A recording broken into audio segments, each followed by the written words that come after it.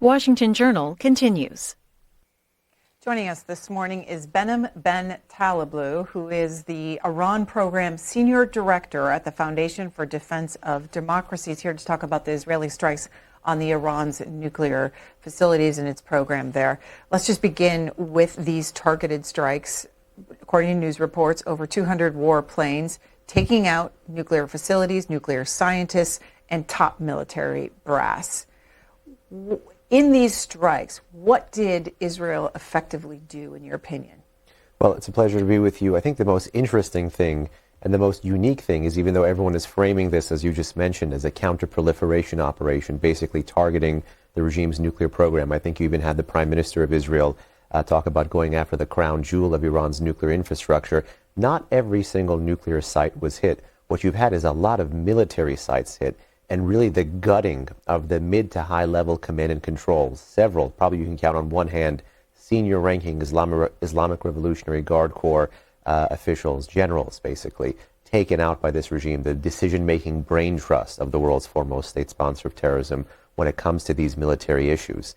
And so I think what the Israelis first tried to do here with this strike, which is being described more of a campaign rather than just a single operation, is to really defang the Islamic Republic. So what I'm looking at is actually how effective were they against the regime's ballistic missile program, which is the biggest ballistic missile arsenal in the entire Middle East. Do they want to stop the regime's drone program, which is also the biggest drone arsenal in the entire Middle East? And do they think they'll have other chances to get shots in based on how and if the Iranians respond? Your take on how precise Israel capabilities are to know that there was an underground meeting happening with the Iranian military leaders to strike there, and 6 nuclear scientists, and as you said, these facilities. And as well as targeting the homes of some of these individuals. You know, you've seen some images on social media, both in Persian and English, of these luxury penthouse towers where the middle 1 or 2 floors are essentially just taken out, which is where some of these either nuclear scientists or high-ranking military officials were. This reminds me a lot of September 2024 in Beirut, when the Israelis, with what is popularly called Pagergate and Beepergate, targeting mid to high-ranking Hezbollah officials. It means that they must have had assets, probably intel, eyes on the ground, and it is proof that whenever we're talking about kinetic operations with the Israelis, there is always this intelligence component to it that can take their limited quantity and make up for it with massive quality. So the Israelis have shown again that they've had the edge against the Iranians for quite some time, penetrating their system, knowing their whereabouts of where these generals and high-ranking officials come and go, to be able to pull off this operation in this chronology. The president says that he was aware of this campaign, the word you used. Marco Rubio, the Secretary of State, said the U.S. was not involved. The Iranian foreign minister says this would not have been capable, they would not have been able to pull this off without U.S. help. What do you say? I mean, we don't know what we don't know. That's appropriates a Donald Rumsfeldism. But I will say this. Essentially, Washington didn't participate in the strike against the Islamic Republic. I think the Iranians are looking to basically overconnect the dots here. Certainly, maybe they're talking about potentially going over Iraqi airspace or something like that. But I think what the Trump administration may have done, if you're looking at the comments after the strike by the president himself, most recently, I think, to ABC, calling it excellent, is that the president may have been okay with a pale green light because A, his own 2-month deadline had elapsed. He had reportedly given the Iranians 60 days for negotiations. And then B, I think he was increasingly frustrated of the impasse at the nuclear talks. I mean, the president has been investing considerable time and capital into trying to extend an olive branch to the Islamic Republic, and the regime kept stalling and wanting more. And I don't think the regime understood just how precisely the Israelis and the Americans understood how weak the regime was. So do I think America was a participant in this? No, not at all. I think Secretary Rubio is right. But do I think there are some officials in the Trump administration quite content with this? Absolutely. And just a few hours ago, a story on Axios of great, I think, import to the viewers and listeners is that there are some Israeli sources that allege the Trump administration actually knew about this and injected a false sense of optimism all this week about nuclear talks to make sure that there would be no change in the patterns of some of those persons who were targeted in Israel's strike last night.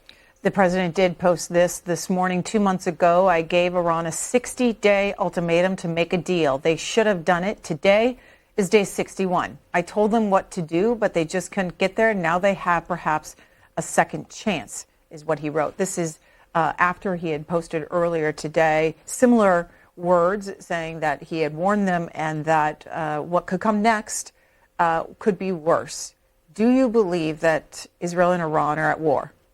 Well, in so many ways, Israel and Iran have been at war for years, if not decades. The Islamic Republic, unfortunately, as you know, means what it says when it says death to America, death to Israel. This is not a regime that says this for some perfunctory, far-off ideology. They spend national resources, which they abscond with from the Iranian people, and they sacrifice it on the altar of these ideological causes. I mean, that's basically the story of 46 years of the Islamic Revolution in Iran. You have a fundamentally Islamist government governing over a fundamentally nationalist population. So these two things don't mix. And essentially, I think the regime meant what it said, and I think the Israelis sensed that there was an opportunity and took it. I mean, all of 2025 has been filled with stories, as you know, about a potentially closing window that builds off of the success of Israel's increasingly more overt military operations in 2024 that respond to Iran strikes in Israel in 2024 that tell us that already the shadow war had left the shadows. What responsibility does the United States have here? To de-escalate or to follow Israel? Well, I think the president is quite clear that he wants, before the strike, after the strike, and even well before he entered office when he was campaigning before term one, the president, with respect to the Iranian threat, which he primarily but not exclusively defines as the nuclear threat, the president wants a deal. He was critical of the Obama-era deal, but he wants a deal. I still think he, even post-strike, would seek some sort of a deal. I think he seeks, he sees the strike as a potential to have leverage. I mean, we're all doing kind of Monday morning quarterbacking here, trying to read the tea leaves and what the president wants through tweets and through his official commentary. But I think he wants a deal, and he may seek to use this as a threat to the Iranians, saying the only thing standing between you and certain death, between the Israelis and certain death, is me. So take this olive branch, round 2.0. I think that might be his approach. But what ought the U.S. approach to be to make sure that there is no daylight between the Israelis and the Americans? America need not immediately go follow in. I think right now is the time for a private, very tough communique to the Iranians to say that if you move, if you harm one American, if you fire even remotely directly towards a U.S. military facility, a U.S. diplomatic facility, you're next. Well, those warnings were given by several leaders saying, I mean, Lindsey Graham, senator, said the exact same thing, that if you target any U.S. personnel or any facilities, that the U.S. would respond. And ultimately to hold the regime accountable for all of its actions, not just that which comes from its own territory. If you may remember, the high bar President Trump set for the use of force against Iran's proxies back in 2019 was the loss of American life. And it was precisely this cycle of violence that we saw in the fall, if not winter of 2019, that led into the presidential decision in January 2020 for Trump in term one to pull the trigger against Iran's chief terrorist, Qasem Soleimani, in Baghdad, Iraq in January 2020. What do you think is next? Because we heard the Israeli prime minister say, well, this will take as many days as it takes.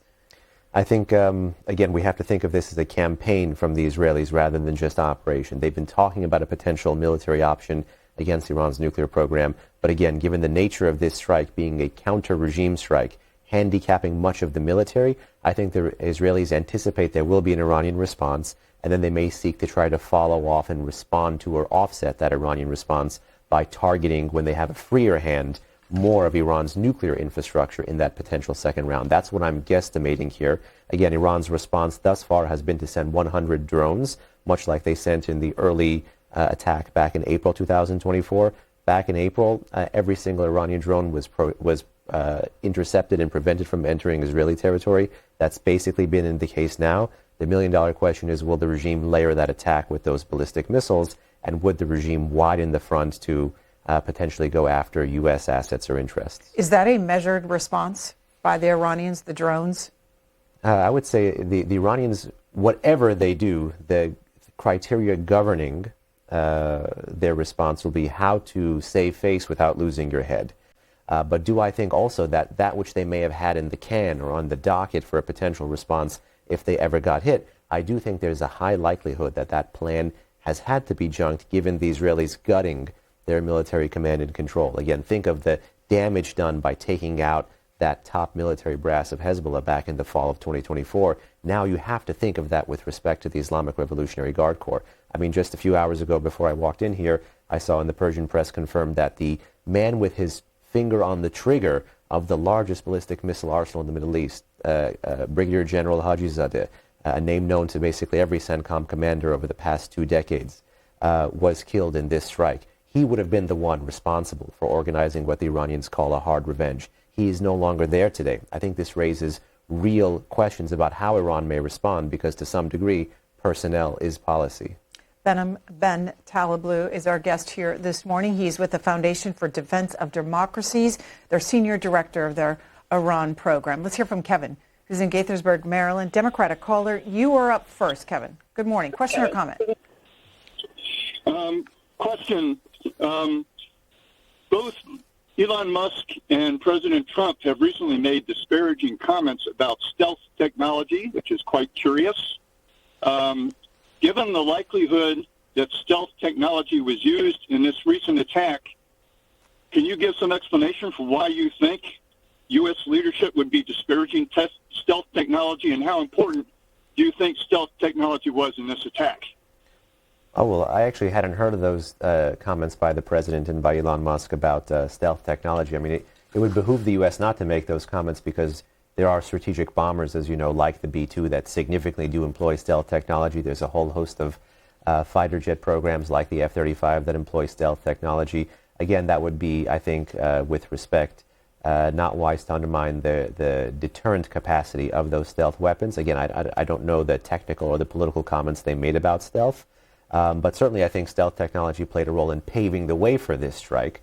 When you look at precisely what the Israelis were able to do back in October, responding to Iran's largest ballistic missile barrage, largest single-day ballistic missile barrage, we don't know the degree to which, we don't know every single munition, we don't know every single platform the Israelis have used in this one, so time will tell. But if one had to guess, stealth, but also, I would say, capacity, they threw more in. There was about 200 planes, as you mentioned, partaking in this operation.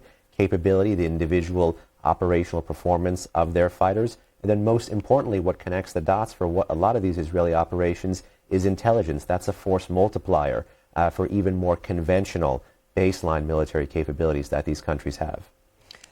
Give our viewers your background in studying Iran. Give us, you sort of your bio over the years, but also personally, why do you study Iran? Sure, I'll try not to bore you too much with it, but I'm a first-generation Iranian-American, born and raised in the States, like probably many other Iranian-American friends or acquaintances you have. Probably a typical story. Folks migrate after 1979. On the mother's side, a bit more political. Her father, my maternal grandfather, was a reporter prior to the revolution. He was taken to Evin prison by the new revolutionary regime. Once they got him out on bail, they all fled. My mother met my father while they were in Milan, Italy. They got engaged, they came to the States.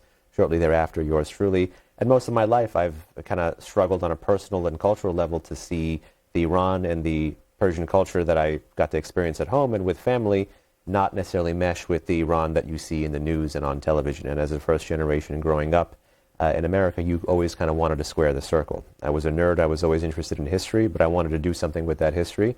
And now I've had the pleasure of being in D.C. for 19 years, kind of studying, looking at Iran, basically using subject matter expertise to learn new functional skills. And I've been with the Foundation for Defense of Democracies for almost 13 years now. And it's been a real pleasure to actually be able to lead, I think, what is their most impactful portfolio, which is their Iran work. They have a great Iran team there. Mark, Cliff, Saeed, formerly Rich, Andrea. It's a really great team. Jonathan, a new guy hired. I really do find myself lucky to be able to work on an issue of the head and an issue of the heart in Washington, D.C. You talked about the people of Iran not agreeing with their leadership. Do you still have family there, friends there? Do you know? What can you tell us about the Iranian people? Essentially, large swaths of family were out after the 1979 revolution, but there are ways people do communicate. I try to make sure that whoever you do speak to is safer, and that method of communication is not used against them, because I do have a very close friend whose cousin was killed in the November 2019 protests that were triggered by the spike in the fuel prices once the subsidies were cut. And the reason I'm saying this is because those protests, but the larger pattern of anti-regime protests that we've seen in Iran, prove that there also is a very different Iran that may not always be represented in the news media or be represented in the story of the U.S.-Iran strategic competition. I mean, you have, again, an Islamist regime governing a nationalist population, an anti-American regime governing over a fundamentally pro-American population. You've even seen that change in terms of the Iran-Israel issue. Since 2009, protesting Iranians have been chanting, "Not Gaza, not Lebanon, my life only for Iran." I mean, you have to contrast Iran as a Muslim-majority country and their response socially, the street, to the Palestinian issue after October 7, with the whole host of U.S. partners and allies, where large swaths of those society were decidedly anti-Israel. That was not the view or value set of large swaths of Iranian society. It fundamentally is a very different society compared to its own government. And I think playing on that, noticing that, making that part of U.S., Israeli, European, Western policy really is going to be the key. I think what the regime has done for 2 decades is to handicap us, prevent us from being able to see that very clear reality by coming up with one threat after another, by like a chef with many burners, moving pans, forcing us to deal with something in front of us, terrorism, Iraq, Afghanistan, nuclear, drone, and not realize that, you know, those are all fires created by one arsonist. And if the Israelis and the Americans actually kind of deal with the facts on the ground in Iran as they are, and actually create a policy to support the Iranian people, at FED we have an initiative called Maximum Support. I think that would do wonders for U.S.-Iran policy and actually facilitate the thing that many Americans have been wanting for a while, which is a smaller American footprint in the region. You can't do that when you have a state this size with those resources, spending every waking hour contesting your major partners and contesting you. Did you agree with the Obama administration's nuclear deal? I was a respectful but firm critic of the 2015 nuclear deal known as the JCPOA. I essentially believe, as the Trump administration did later on, that the juice was not worth the squeeze. I particularly think that the administration is to be commended for signing a lot of those congressional sanctions into law, particularly post the Green Movement, post the crackdown in 2009. The Obama administration got the toughest ever UN Security Council resolution against the Iranians in the summer of 2010. That's Resolution 1929. But they had a significant amount of leverage, and with immense respect, I think they squandered it at the negotiating table. I understand the stakes were different. I understand they had to keep this European transnational consensus on board.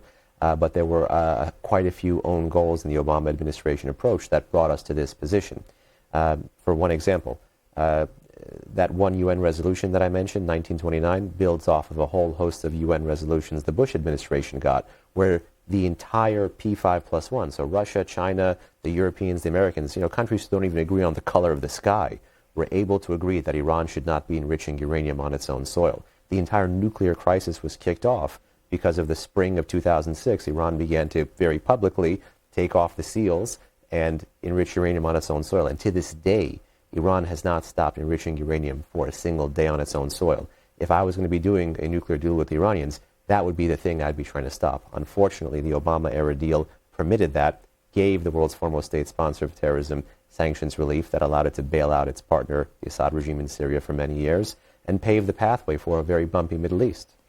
Before we get to calls, respond to viewers who reference the Bible and say that this is biblical, what's happening, and then also will say that the Islam religion is evil.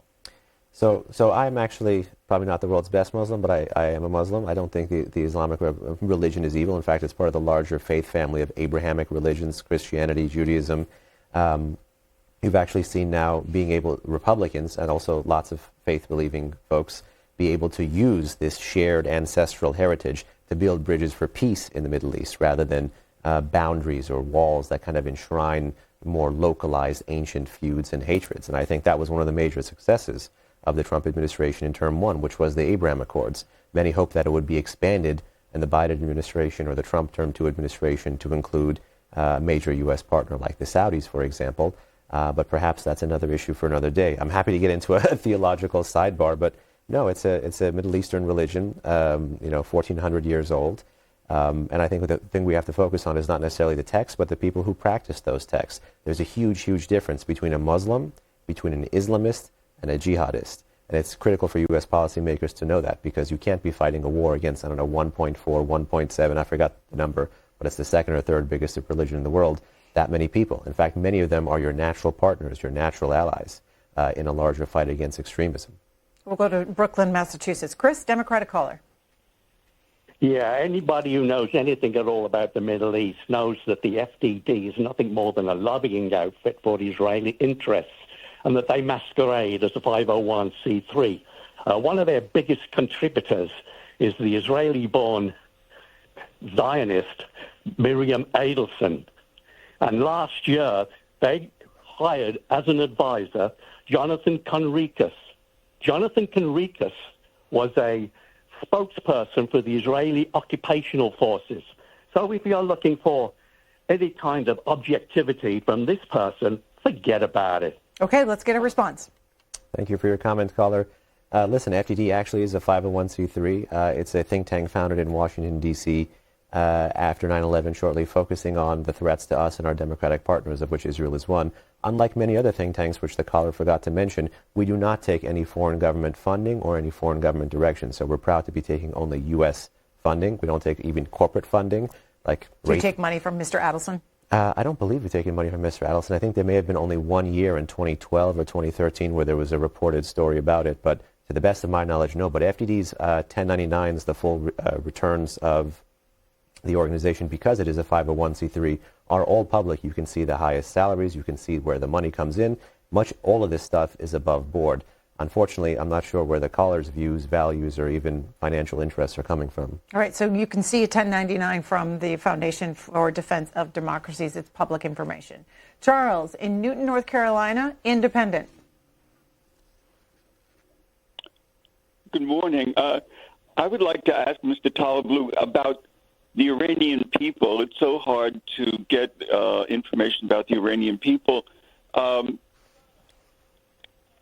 And what the possibility of the overthrow of the theocracy that governs Iran is in terms of what has happened in the past days in Iran, and what his vision is for what would happen if the theocracy did topple, and what would replace it, and how it would be administered. I have so little understanding of the democratic movement in Iran itself.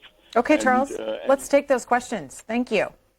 Thanks, Charles. It's actually a great question because the democratic movement in Iran is not recent. In fact, Iran, for over a century, you've had Iranians protesting for a fundamentally much more representative government across a whole host of different regimes. So it's not some kind of alien imported project a la, Iraq or Afghanistan. This is an organic movement that has been seeking basically a government in line with their own views, values, and interests for over a century now. I would say critically, you've seen a shift in the views of the Iranian population post-2009.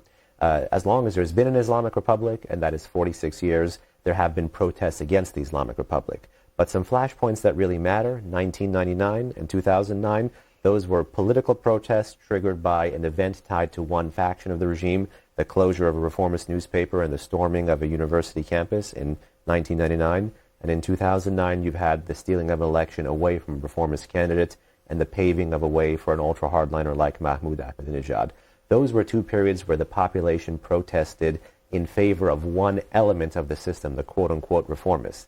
But given the overpromise and under-delivery of those reformists, given the fact that their fingers were never really on the levers of power, what you saw beyond 2009 is that Iranians, it would correlate the more likely the protests, or the more the number of protests, the lower the voter turnout. So the street essentially went from trying to reform the system to seeking wholesale revolution, or that very dangerous word in Washington, seeking regime change against the entire system. And this was brought to you by a quiet host of labor strikes, protests, acts of civil disobedience on a near daily basis for over a decade between 2009-10 and 2017. And 2017 to present inaugurates this massive boom and bust cycle of anti-regime protests that we're living in, where the period between each protest is not a decade like 99 and 2009. It can be a year like 2017, 2018, 2019, 2020. Not a year has gone by without major anti-regime protests or major anti-regime strikes. Just before, for example, this Israeli strike on Iranian territory, you had a near 2-week-long trucker strike in Iran. Truckers were protesting gas issues, wage issues, quality of life issues. You've had in Iran over the past decade and a half, social issues like the hijab. You remember the Women Life Freedom Movement, 150 different cities, towns, and villages protesting in their entirety, in all of their demographic and ethnic diversity, in one voice against the government of the Islamic Republic. You have, again, with respect to Iran, a fundamentally nationalist and pro-American population and a fundamentally anti-American and Islamist government. And the differences are as stark as North Korea and South Korea. If this current government were to be toppled, its leaders, who would take over, I think was one of the questions as well. Yes, it's an excellent question. There could be an entirely separate seminar on this, both vis-a-vis the perspective of what U.S. policy is and should be, as well as, of course, what is the Iranian opposition doing, as well as, of course, what is happening on the ground in Iran. And we can't over-wish things. You know, we have a view, but you don't want to project your views onto analysis. So analytically, first things first. With respect, this is the Middle East, which means things can always get worse, not better. You're surrounded by examples of that. That being said, there are elements of this regime, like the quote-unquote deep state, the hardcore military, security, political elite, that may try to find a place for themselves in the future by changing colors like a crocodile. And these folks essentially, what's the best way to put it? These folks essentially would be seeking to avoid a revolution by pushing for some sort of devolution or evolution. So Iran could move from Islamist theocracy to military dictatorship and hope that no one really notices. That is one unfortunate path that could happen. That's not what we want. That's not what we advocate for. But we have to be honest, that is one potential thing. In the instance that the regime does fall under a combination of foreign pressure and domestic pressure, well, then elements of the Iranian diaspora, as well as multiple elements of the Iranian opposition, not organized, unfortunately, but within, you know, on the ground, brave protesting Iranians who have been fighting for a qualitatively different life, they would be the ones well poised to be able to put it to those security services to not fire on them every time they do protest, and from there create a coalition for change. It would be, no doubt, an exceptionally bumpy ride, but I think the throw your hands up in the air and tolerate the devil you know of 46 years has produced an equally, if not more dangerous, bumpy ride. We'll go to Denver, Colorado. Keith, Democratic caller, you're next. Good morning. Very interesting conversation, and I'm very much enjoying it because the issues are complex and nuanced. So I have a couple of questions. One, as your organization, Defense of Democracies, how can that be credible based on American democracy is in question right now, and particularly when we're not defending Ukraine as much as we are Israel. And there have been mixed messages from the administration, both from the Secretary of State, Marco Rubio, and also from Trump this morning.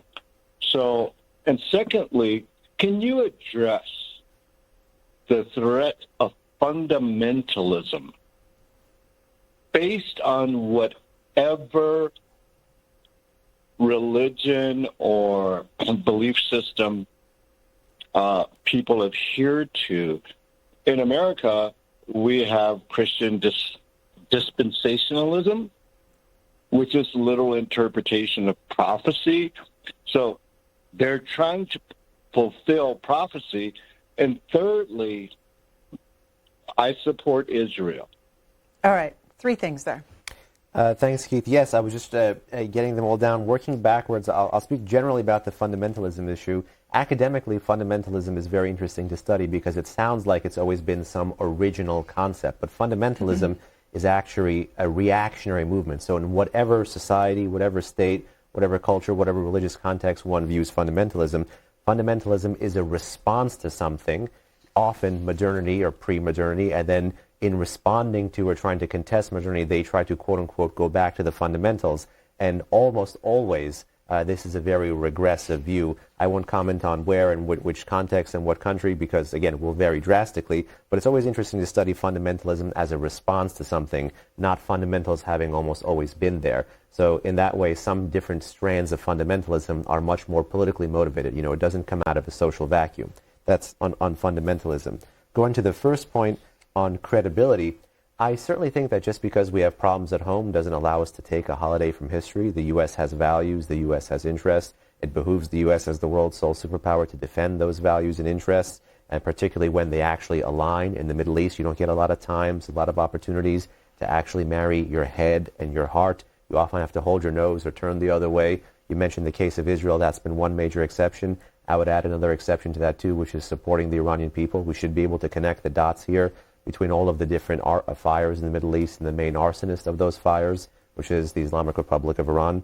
Hopefully, U.S. policy, Israeli policy, European policy, Western policy, what have you, again, connects the dots and realizes that.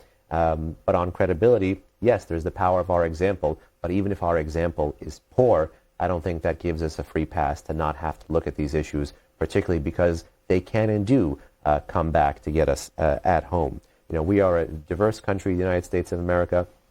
It is a huge privilege, gift, being born and raised here, being able to partake in this diverse fabric that is our country.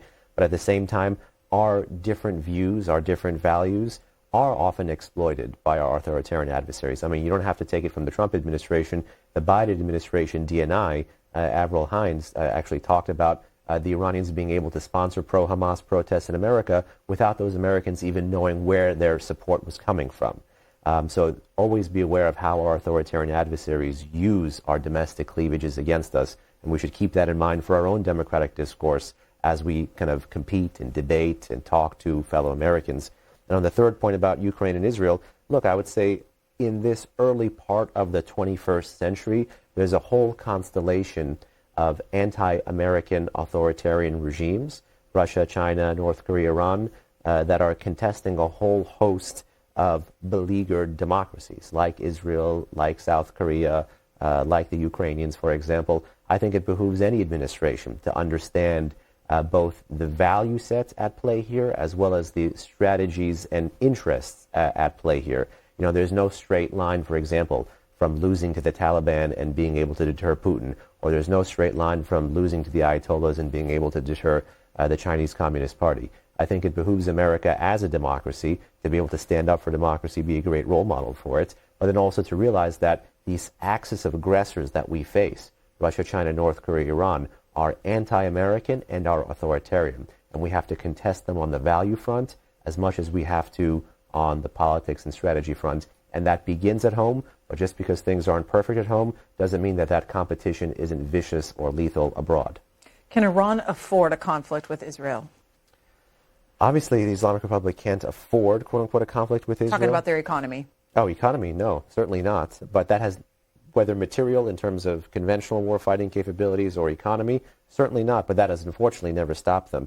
When you have ideological regimes like this and you put them to the choice, like U.S. sanctions have, like Israeli military pressure has, between guns and butter, they almost always double down on guns. So for lack of a better word, the art of the deal here is if you have an adversary that keeps doubling down, that keeps putting those limited resources towards those ideological ends, you have to make it as costly as possible for them and as painful as possible for them to continue down this path. And if they're content on fighting you still in that place, well, then you have to be handicapping them, making sure that if they're punching at least with one arm tied behind their back. We'll go to Shelby, North Carolina. Avery, Independent.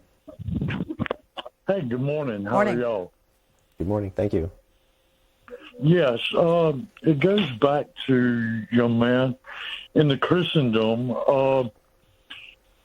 the leaders, the religious leaders and the government leaders have no understanding. God's understanding through his Christ, the anointed one, the holy one, that isn't given to every denomination, every religion, every preacher, every prophet that claims to be, because these I don't support, because a new Jerusalem, a new earth, a new heaven he will make, and the day is upon us. And these nuclear, they're transpiring as it was prophesied, man. And without the understanding, you and I can read a brain surgery book. Avery, I'm going to jump in. Mr. Taleblu, you've probably heard this line of argument before. What's your response to it? With respect, I wasn't familiar. What was the line of argument? I think he mentioned something about apocalypse. What I was referencing before, that this was in the Bible, that this was supposed to happen, that this is playing out the way that the Bible predicted. I mean, if one believes that, one is absolutely entitled to their opinion. One has to respect their opinion. I'm not sure, if any religious text prophesies really mastering and splitting the atom to this degree. That doesn't mean you devalue or disrespect those religious texts, but I think that their place at 21st century, strategic competition, that might not be the first book that one turns to. It's not to devalue or disrespect it. It's to say that there may be other forces at play here. But if one is talking about good and evil, it doesn't matter the weapons, it doesn't matter the countries. Those themes are for time immemorial. We will go to Marcy, who's in Advance, North Carolina, Republican. Marcy, you're next. Yes. I was wondering, with the past 4 years of open borders, what's the danger of us having cells buried within the United States carrying out October the 7th? And how should we be prepared to defend ourselves, and what's our leaders doing to prevent this? Well, Marcy, I'm glad you mentioned that question because several years ago, the follow-up commander of the Islamic Revolutionary Guard Corps Quds Force, Ismail Qaani, who his status and whereabouts are unknown after this most recent Israeli strike, had actually talked about turning Americans against one another. So not necessarily smuggling people in, but taking advantage of those different divides so that Americans would be carrying out acts of terror against other Americans. You mentioned immigration and the border, for example. Lest we forget, a little over a decade and a half ago, the Islamic Republic of Iran tried to work with Mexican drug cartels to assassinate the Saudi ambassador in Washington.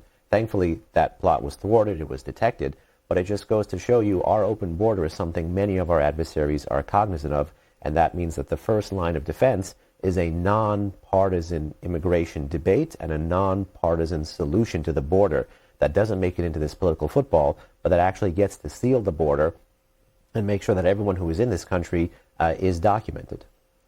We'll go to Miriam in Texas, Democratic caller. Miriam, quick question or comment from you. Okay, well, they took us into Iraq under a false premise.